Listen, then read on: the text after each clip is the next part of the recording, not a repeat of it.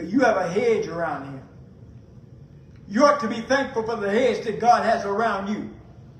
You ought to be thankful for the hedge that God has around your home. You ought to be thankful for the hedge that God has around your children, your grandchildren, your loved ones. Don't you know that Satan comes to seek and steal and to kill whom he may devour? That includes you and I. So when we wake up in the morning and we have a blessed day and we go throughout the day and we did not get a phone call about a loved one that is deceased, we did not get a phone call about tragedy happening in our life, that means that hedge was still standing in our life. We ought to be glad that God has a hedge of protection around us.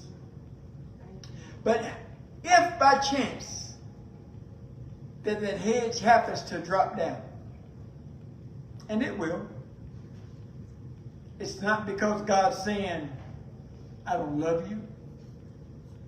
It's not because God is saying, I've got to pay you back.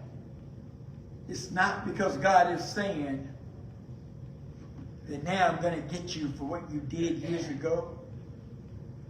But you know why the hedge drops sometimes? It's because God is saying, I can trust you.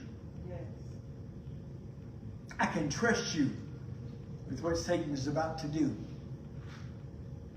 I can trust you with the storm that is about to come in your life. I can trust you with the headache and the heartache that is about to come your way.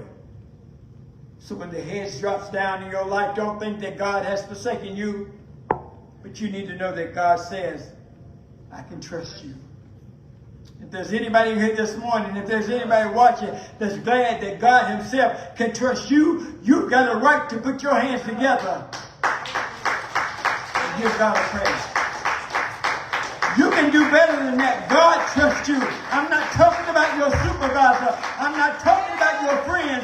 I'm not talking about your family. I'm not talking about your spouse. God said, I can trust you.